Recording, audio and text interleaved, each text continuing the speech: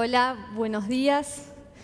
Bueno, tampoco soy muy de las TED, así que traje mis papeles, aunque me dijeron que no había que traerlos, para ordenarme un poco. Bueno, todos en esta sala podemos decir que somos personas muy diferentes y sin embargo todos hacemos una misma cosa, que es comer todos los días.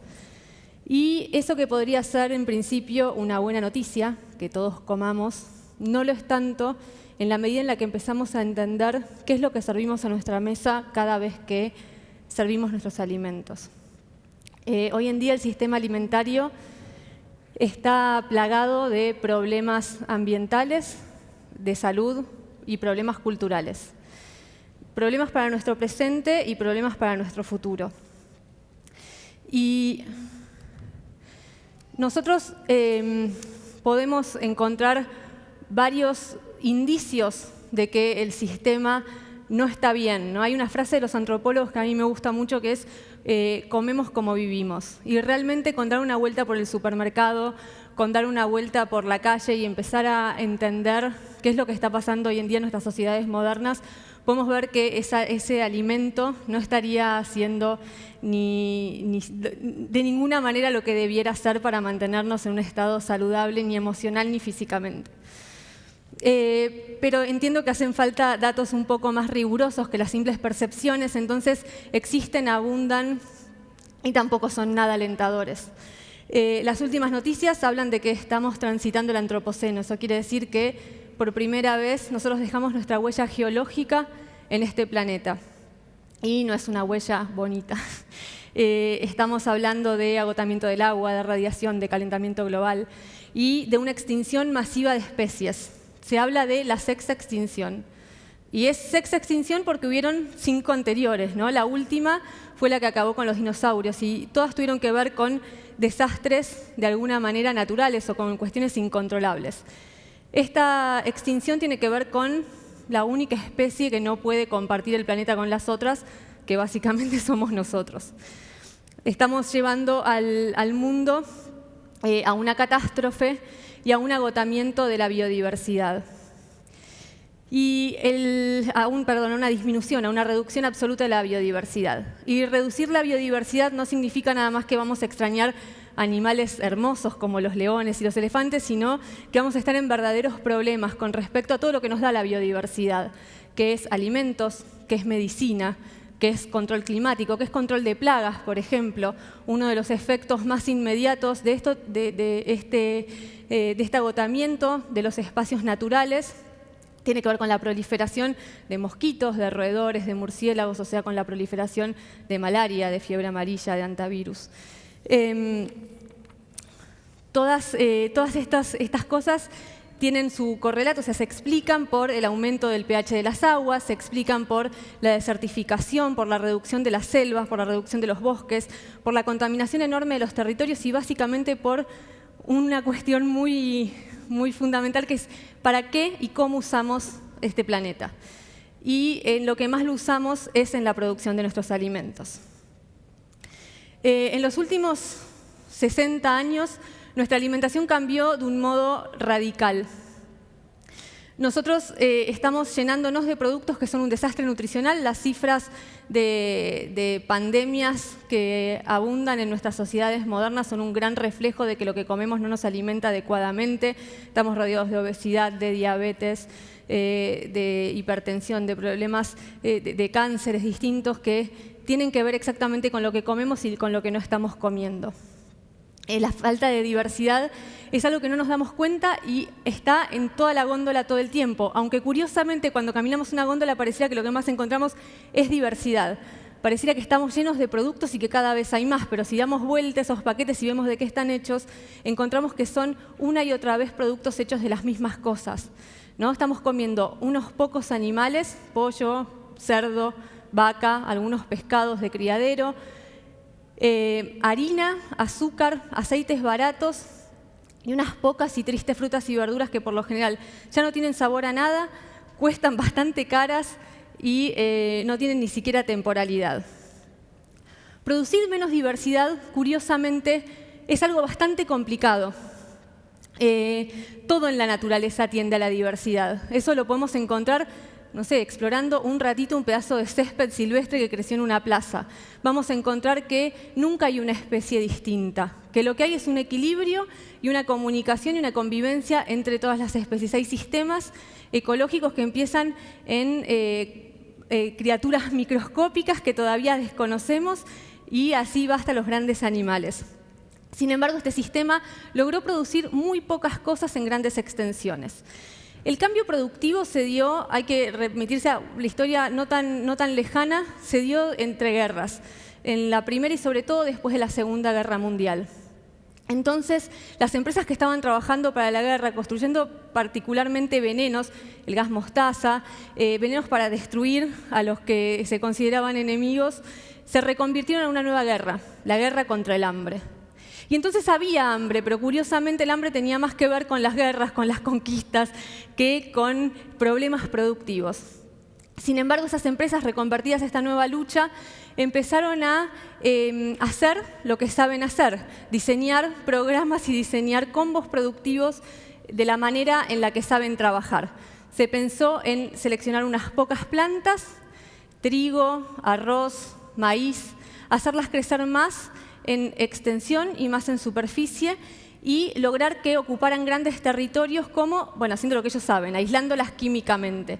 Se desarrollaron semillas y se desarrollaron venenos para que esas plantas pudieran ocupar grandes extensiones. Herbicidas para que no hubiera otras plantas que crecieran en compañía de esas, insecticidas para que no hubiera ningún insecto cerca, fungicidas y, por supuesto, fertilizantes para que en esos suelos y en esos ambientes casi yermos pareciera que, en realidad proliferaran estos grandes cultivos. La guerra contra el hambre se volvió lenta y progresivamente, hasta un momento muy furioso, una guerra contra la naturaleza, que terminó deviniendo una guerra contra nosotros mismos. Con los animales pasó algo muy similar. Se diseñaron nuevas razas, se diseñaron espacios en donde vivieran el menor tiempo posible, comiendo la cantidad suficiente para engordar lo más rápido posible. Se diseñaron también remedios para que pudieran resistir a esos ambientes de absoluta artificialidad, ¿no? Uno de los más utilizados en las granjas industriales son los antibióticos. Estos días se habló bastante del desastre que está generando el efecto colateral de este uso indiscriminado de antibióticos. Uno de ellos es que nosotros necesitamos a los antibióticos. Fue uno de los remedios que hizo que nuestra esperanza de vida creciera más, y por utilizarlo para contener estos sistemas artificiales, lo que logramos fue desarrollar superbacterias que ya fueran absolutamente resistentes a este tipo de remedios. Y ni hablar de los venenos. Nosotros, en lugar de estos combos productivos, se diseñaron pensando que en la naturaleza no iba a ejercer ninguna resistencia a este ataque masivo contra sus ciclos, contra sus ritmos, contra las distintas variedades que existen, y sin embargo la naturaleza no hizo más que ofrecer resistencia, no hace más que ofrecer resistencia, incluso a este nuevo gran descubrimiento de la ciencia, el último con el que pretendieron cambiar las leyes del campo, que son los eventos transgénicos, ¿no? Plantas desarrolladas para tolerar un herbicida o plantas desarrolladas para actuar como insecticida. Por supuesto, las plantas desarrollaron mecanismos de resistencia y ahora se volvieron malezas contra las que no saben qué hacer, los insectos lo mismo, y el campo está metido en una encrucijada. Ahora, ¿qué hacen las empresas? ¿Van a reconocer que su idea es absolutamente limitada y que nos está metiendo en este problema? No, para nada. Lo que van a hacer va a ser aumentar el grado de venenos. En Argentina, de donde yo vengo, el 60% de las tierras cultivables está ocupada por soja transgénica. El 60%, si lo piensan, es un montón. ¿Y qué es lo que más estamos viendo en los pueblos que viven personas alrededor del campo, donde antes era una panacea vivir, ¿no? Uno hablaba de ir a vivir al campo como algo maravilloso, un lugar donde íbamos a encontrar paz, tranquilidad y aire puro. Hoy proliferan imágenes como estas, hoy proliferan enfermos de cáncer, malformaciones, personas que tienen abortos espontáneos, parejas muy jóvenes con infertilidad. No estamos hablando de índices muy pequeños, estamos hablando de pueblos donde aumentó el 400% las malformaciones, ¿no? Porque hoy en día vivir en el campo se volvió ser un daño colateral en sí mismo para estas personas.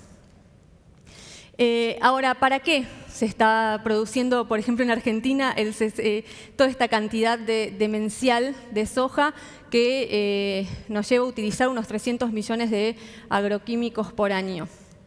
Bueno, para producir, primero, productos que son un desastre nutricional. La soja la encontramos como subproductos nosotros no comemos soja en estos países, pero sí lo utilizamos como aditivos y lo utilizamos para estirar productos que nos hacen daño, que consumirlos no mejora nuestra salud. Pero sobre todo para exportar. La soja en Argentina va en más de un 90% a países como China, donde la comen cerdos, que después terminan siendo consumidos por personas que, por supuesto, tienen dinero para comer esas carnes. Porque este esquema de producción en donde un tercio de la tierra está ocupado por comida para animales no tiene eso en cuenta. Nosotros estamos produciendo más comida que nunca, comida para 12.000 millones de personas. Somos 7.000 millones, 8.000 millones de personas y sin embargo hay 850 millones de personas que tienen situaciones de inseguridad alimentaria, una gran cantidad de malnutridos y eso tiene que ver con que básicamente para comer bien hace falta dinero. Un pobre no come cerdo, a no ser que tenga un lugar donde producir su cerdo o a no ser que tenga dinero para comprarlo. Este sistema los deja sin ninguna de las dos posibilidades. Básicamente porque este sistema solamente toma a las personas como consumidores que pueden ir adentro de un supermercado. Ahora, el planeta no está lleno de consumidores, el planeta tiene campesinos, tiene indígenas, tiene pescadores, está lleno de poblaciones y de personas que viven produciendo sus alimentos, que viven autónomamente, pero que en este sistema son molestias, a las que se corre como, bueno, como vemos que tratamos a nuestras comunidades indígenas en todos nuestros países, ¿no? Con topadoras y con balas, básicamente, o volviéndolos actores de repente de una nueva forma de terrorismo que básicamente se sostiene en la defensa de los territorios ante una avanzada demencial y criminal. En las personas corridas gracias. Las personas corridas en los márgenes de las ciudades terminan siendo obligadas finalmente a ser consumidores. Muchos de ellos reciben planes sociales para vivir su vida de nuevos pobres en estos márgenes que siguen y empezar a mantener este sistema de consumo enloquecedor en el que vivimos. Entonces, la urbanización marginal, las migraciones, la desaparición de espacios naturales, va todo de la mano, es todo parte de este mismo sistema que termina en una góndola, que termina en productos que aparentemente son tan inocentes como una gaseosa que nos ofrece felicidad, ¿no? Básicamente, que está hecho el azúcar de la gaseosa, bueno, de jarabe de maíz que sale de este tipo de campos que no paran de crecer. Entregamos nuestros recursos naturales a un grupo de dementes que no entiende de naturaleza y que trata de tratarla de la misma manera en todo el mundo, y así nos va. ¿No? Estamos dejando que todo esté plagado de comida barata, de comida que se ofrece como barata porque nadie saca nunca las cuentas. Entonces, si no sacamos las cuentas de cuánto estamos perdiendo en biodiversidad, cuánto estamos perdiendo en enfermedades, cuánto estamos perdiendo en marginación y en infelicidad profunda, siempre va a parecer que las cuentas dan bien, que es más barato producir comida hoy que antes. Ahora, todas esas cuentas van a venir a tener que ser saldadas en algún momento y las vamos a pagar todos nosotros, los que terminamos creyendo en estas personas. Hay una batalla que dar, hay una batalla urgente que dar, y estamos en el lugar indicado para hacerlo. Latinoamérica es un lugar donde prolifera por todos lados. Yo estoy viajando hace 5 años por distintos países de nuestro territorio a entrevistar y a encontrar esta sabiduría que está opacada porque entre todas las cosas que hay en nuestro sistema actual hay una gran colonialización del saber. La colonialidad del saber es pensar que hay conocimiento científico que puede ser muy maravilloso, pero un saber que es de segunda. Y el saber que es de segunda, curiosamente, hizo cosas que ninguna empresa podría hacer jamás. Por ejemplo, agarrar un pasto silvestre, el triocintle, y volverlo maíz. Una empresa puede agarrar el maíz y puede agregarle biotecnología, patentarlo y venderlo como si fuese un invento propio. Ahora, ninguna empresa es capaz de hacer lo que los pueblos indígenas hicieron y lo que los pueblos indígenas todavía hacen. Porque no solamente hacen un maíz, sino que de cada maíz hacen cientos. Hay una cantidad de razas de maíz infinitas en nuestro territorio y cada una expresa un sabor, una receta, una cultura, es como un lenguaje. O sea, hay que empezar a ver a la diversidad alimentaria que construimos en estos territorios como distintos lenguajes que expresan esos territorios, que expresan vínculos y que terminan desarrollándose en recetas que siempre nos dieron un pilar de salud muy fuerte. Nuestros pueblos no conocían la diabetes, no conocen todavía hasta que llega la industria alimentaria ninguna de estas enfermedades que nosotros no sabemos cómo sacarnos de encima. Bueno, ¿a dónde hay que ir a buscar las respuestas? Claramente en las personas que todavía saben producir estos alimentos. Por ejemplo, en granjas en Brasil, en huertas en Brasil, hay lugares en donde se producen 400 tipos distintos de mandiocas. En Perú hay tanta diversidad de papas que hay directamente un parque, no sé si lo conocen, una reserva que muestra la diversidad de papas que hay. En una milpa en México, las milpas son espacios productivos tradicionales en donde se produce generalmente frijol, porotos, calabazas, zapallos y maíces, ¿no? Bueno, en una milpa cualquiera puede haber 70 razas distintas de maíz, 244 hierbas aromáticas, 200 variedades distintas de pimientos, 70 variedades distintas de frijoles. O sea, toda esa diversidad, ¿con qué convive además? Con insectos, con anfibios, con animales distintos que encuentran en estos cultivos sin agroquímicos, calor, refugio, que por supuesto también terminan siendo consumidos. Es todo parte de la dieta, la idea de integrar la diversidad de lo que nos rodea a la vida diaria. Es algo que las culturas indígenas saben hacer perfectamente. Y ninguno necesita de la química para que estos cultivos sobrevivan. Estos cultivos sobreviven porque entendieron la biología antes. Y es un conocimiento que no está patentado, que se transmite con la misma generosidad con la que fue creado, de familia a familia, de comunidad a comunidad, y que expresa comunidades unidas y comunidades bastante autónomas, que a no ser que terminen acorraladas por alguno de los problemas del sistema, de alguno de los problemas que el sistema les plantea, pueden seguir ofreciendo todavía los mejores productos alimentarios que existen. Entonces, si queremos empezar a pensar cómo salir de esta encrucijada en la que está metida el mundo, tenemos que empezar a sentar a estas personas a la mesa. Tenemos que empezar a preguntar y tenemos que empezar a plantear salidas desde un nivel humano y desde una escala humana y no desde una escala empresaria. Cada vez que sentamos a la mesa a Coca-Cola, a Pepsi, a preguntarles cómo salimos de esto, Coca-Cola y Pepsi, por supuesto, lo único que están pensando es cómo salimos de esto manteniendo nuestro negocio en pie. Esto es, vendiéndole sus productos a estas comunidades que solo aumentan la obesidad, la diabetes y la infelicidad. Y utilizando los recursos naturales de agua, los recursos de tierra, los recursos humanos también, porque dejan de ver a las personas como personas en una comunidad y pasan a ser recursos humanos.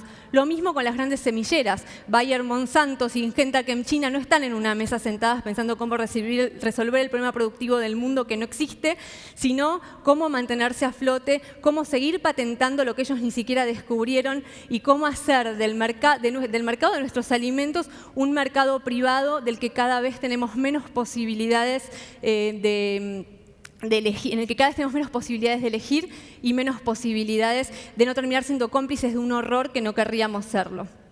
Entonces, es mucho lo que está en juego, son nuestros alimentos, son nuestros suelos, es el agua, es el presente, es el futuro, pero también es la empatía, también es la belleza, también es compartir un mundo en el que haya muchos mundos, no haya solamente un sistema global homogéneo que nos ofrece productos engañosos, productos que en vez de sabor dan aditivos, productos que en vez de nutrientes dan lo más barato posible, que puede engañar a nuestra cabeza, pero no engaña a nuestro cuerpo.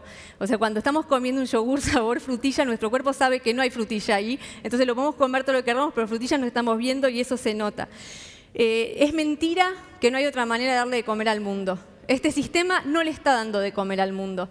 Entonces, esa es la primera mentira. Hay muchas otras maneras de darle de comer al mundo y están ahí nomás. Lo que pasa es que están lejos de lo que se toma por normal. Nosotros estamos tomando por normal una rareza absolutamente criminal. Del otro lado, hay un montón de claves como para mantener cada territorio saludable y para mantenernos a nosotros saludables. Empiecen por salir del supermercado, por volverse coproductores y por encontrar quiénes son los que producen alimentos sanos en cada ciudad. Existe, cada vez hay más. Ante el avasallamiento del mercado, los productores con la resiliencia que mostraron históricamente, porque por algo sobrevivieron. O sea, este sistema tiene nada más que 100 años y amenaza con no sobrevivir. Pero el sistema de ellos sí sobrevivieron. Entonces, volver a volverse coproductores de ellos y pelear por leyes que los incluyan a todos. Porque como bien dijo David Riffe, esto es un problema político. Como consumidores no salimos de esto. Ojalá fuera una forma de agarrar nuestra plata y meterla en otro lado. Tenemos que encontrar leyes que incluyan a estas personas, que no las alejen de los territorios, que los protejan y que no vean como normal que tengamos venenos, pastillas y violencia servidos a la mesa todos los días. Muchas gracias.